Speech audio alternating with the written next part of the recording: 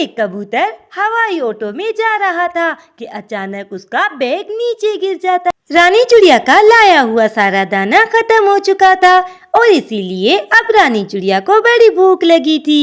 अब मैं क्या करूं? मुझे तो बहुत भूख लगी है। मेरे घर में रखा हुआ सारा अनाज खत्म हो गया है। मैं ऐसा करती हूँ, कल्लू के पास जाती हूँ और हम दोनों मिलकर जंगल जाते हैं। मैं वहाँ से थोड़ा सा अनाज ले आती हूँ। फिर रानी चिड़िया अपनी पड़ोसन कल्लू कवि के घर पहुँच जाती है। चिड़िया, सुबह सुबह मेरे घर कैसे आना हुआ? कल्लू बहन, मेरा दाना खत्म हो चुका है और मुझे बहुत भूख लगी थी। मैंने सोचा तुम भी दाना लेने नहीं गई होंगी, इसीलिए हम दोनों जंगल चलते हैं और थोड़ा सा दाना ले आते हैं। चिड़िया, भूख तो मुझे भी बहुत लगी है, क्योंकि कालू जी दूसरे जंगल गए हुए हैं, वरना वो ही मेरे लिए दाना लाते हैं। अच्छा हुआ तुम आ गई, वरना मैं भी जा ही रही थी दाना लेने। इसके बाद वो दोनों जंगल में दाना लेने के लिए निकल पड़ती हैं। इधर एक कबूतर हवाई ऑटो में जा रहा था कि अचानक उसका बैग नीचे गिर जाता है। उड़ते हुए रानी और कल्लू दोनों उसी जगह पर पहुंच जाती हैं जहां पर उस कबूतर का बैग गिरा था। अरे कल्लू, ये बैग किसका हो सकता है? यहाँ पर तो कोई दिखाई नहीं दे रहा। पता नहीं रानी, ये बैग किसका हो सकता है? मगर इधर लाओ, देखें तो सही इस बैग के अंदर क्या है। इतना कहकर कल्लू कवि वो बैग खोल देती है, मगर ये क्या, वो बैग तो पैसों से भरा हुआ था। कल्लू, ये देखो कितने सारे पैसे। ये बैग तो पूरा पैसों का भरा हुआ है। पैसों से भरा हुआ बैग देखकर कल्लू कवि के मन में लालच आ जाता है। वो ये सोचती है कि कहीं आधे पैसे रानी को न देने पड़ जाएं, इसीलिए वो रानी से झूठ बोल देती है। हाँ रानी, मुझे याद आया, ये बैग तो कालू जी का है। जाते समय उनसे गिर गया होगा। मैं अपना बैग पहचान गई। मगर कल्लू, इतने सारे पैसे कालू भैया के पास कहाँ से आए? कहीं तुम मुझसे झूठ तो नहीं बोल रही? नहीं नहीं चिड़िया, मैं तुमसे भला झूठ क्यों बोलूंगी? वो है ना कालू जी के मामा जी, उन्होंने ही भेजे थे ये पैसे कालू जी को। अब लाओ, मैं घर जाकर इन्हें संभाल कर रखती हूँ। हेलो, तुम्हारी मर्जी। अगर ये पैसे तुम ले जाना चाहती हो तो ले जाओ, मगर ख्याल रखना कल को तुम्हारे गले कोई मुसीबत न पड़ जाए। मगर कल्लू कवि को तो इतने सारे पैसों के आगे कुछ दिखाई ही नहीं दे रहा था। वो पैसों से भरा हुआ बैग लेकर अपने घर पहुंच जाती है। अरे वाह कल्लू, तेरी तो किस्मत ही जाग गई। बैठे बिठाए इतना सारा खजाना हाथ लग गया तेरे तो। कालू जी ने तो क्या, कालू जी के बाप ने भी इतने सारे पैसे नहीं देखे होंगे कभी। और कितनी आसानी से विश्वास कर गई वो चिड़िया मेरी बातों का। हा हा हा हा हा। इस बात को कुछ दिन गुजर जाते हैं। कल्लू कवि उन पैसों से अपने लिए एक शानदार घर बनवा लेती है, जिसमें उसके ऐशो आराम की हर चीज थी। मगर अचानक एक दिन बहुत तेज बारिश होती है। तेज बारिश की वजह से रानी चिड़िया का कमजोर घर टूटकर पानी में बह जाता है। इतनी तेज बारिश में कल्लू कवि अपने मजबूत घर में सुकून से सोए हुए थी। वहाँ पर रानी चिड़िया आ जाती है। कल्लू बहन, बाहर मौसम बहुत खराब हो रहा है और तेज बारिश भी हो रही है। इस तेज बारिश में मेरा घर टूट गया। क्या मैं बारिश रुकने तक तुम्हारे घर में रह सकती हूँ? ना चिड़िया, मैं अपने इतने सुंदर घर में तुम जैसे गरीब पक्षी को नहीं रख सकती। अब यहाँ से जाओ, तुमने मुझे डिस्टर्ब कर दिया। कल्लू कवि के मुंह से इतनी कड़वी बातें सुनकर रानी चिड़िया बेचारी वहाँ से चली जाती है। चिड़ियाई, मुझे अपने घर में रख लो। मुझे ऐसे गरीब पक्षी बिल्कुल पसंद नहीं है। रानी चिड़िया बारिश से बचने के लिए एक पेड़ पर बने पुराने छपरे के नीचे बैठ जाती है। रानी चिड़िया बारिश रुकने का इंतजार कर रही थी। अचानक कहीं से उड़ता हुआ एक कबूतर आता है। कबूतर भैया, आप कौन हैं? क्या बारिश की वजह से मेरी तरह आपका भी घर टूट गया है? नहीं चिड़िया, ऐसी कोई बात नहीं। दरअसल मैं थोड़ा सा परेशान हूँ, इसीलिए घर से बाहर चला आया हूँ। कबूतर भैया, क्या मैं आपकी परेशानी की वजह जान सकती हूँ?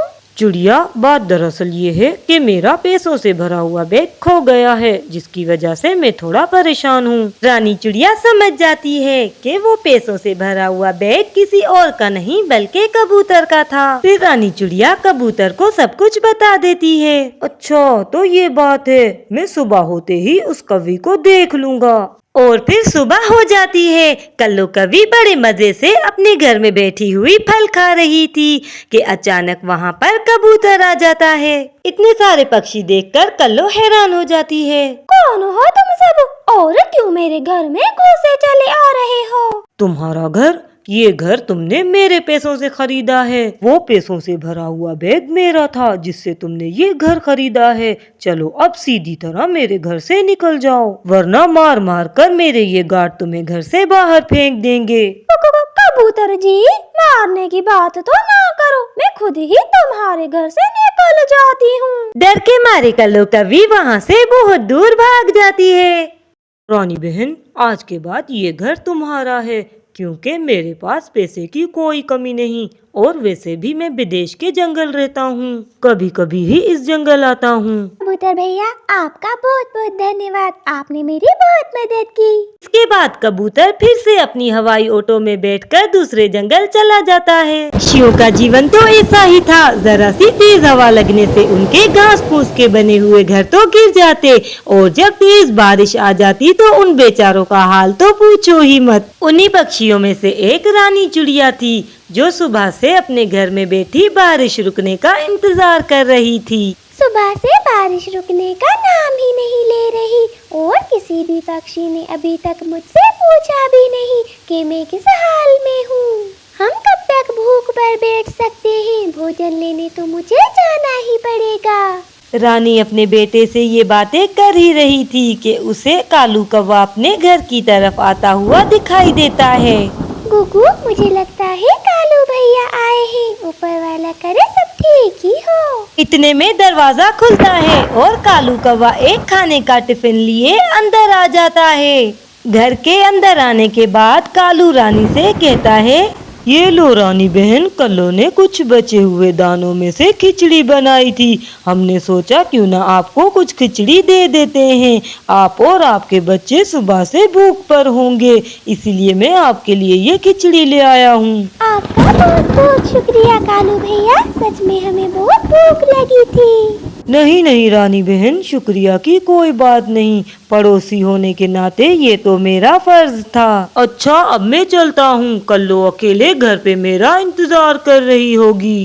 कालू कौवे के जाने के बाद वो दोनों माँ बेटा मिलकर गरम गरम मजे से खिचड़ी खाते हैं। इसके बाद रात को वो दोनों आराम से सो जाते हैं, और फिर सुबह हो जाती है और बारिश भी रुक चुकी थी। मगर रात की तूफानी बारिश की वजह से पेड़ और पक्षियों के घोंसले टूट चुके थे। रानी अपने बेटे के साथ घर से बाहर निकलती है तो इसकी नजर कालू कौवे के टूटे हुए घर पर पड़ती है। रानी उनके पास जाती है। कालू का टूटा हुआ घर देखकर और कालू के पंख से बहता खून देखकर रानी बहुत परेशान हो जाती है। अरे कालू भैया, ये सब क्या हो गया? और आपको तो बहुत ज्यादा चोट भी लगी है। रानी की बात सुनकर कल्लो उसे जवाब देती है, क्या बताऊं रानी बहन, हमारा घर पहले ही कमजोर था और रात की तूफानी बारिश से हमारा घर टूट गया, और तुम्हारे भाई कालू के पंख पर भी बहुत चोट आई है। अब मैं अकेली अपना घर कैसे बनाऊंगी? अरे कल्लो बहन, तुम चिंता क्यों करती हो?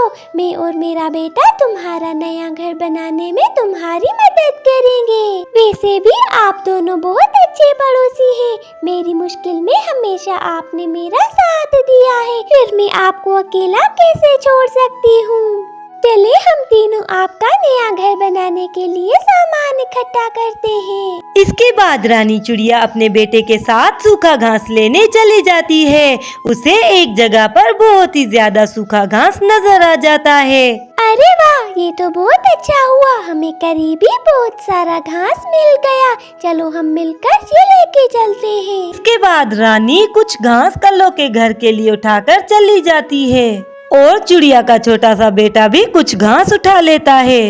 इसके बाद वो तीनों मिलकर घर बनाने में लग जाते हैं और वो तीनों बड़ी मेहनत से कालू और कल्लो का घर बनाते हैं। काफी मेहनत के बाद उनका एक प्यारा सा घर बनकर तैयार हो जाता है। रानी बहन, तुम बहुत अच्छी हो। आज इस मुश्किल वक्त में तुमने हमारा साथ देकर ये साबित कर दिया कि तुम एक बहुत अच्छी पड़ोसी हो।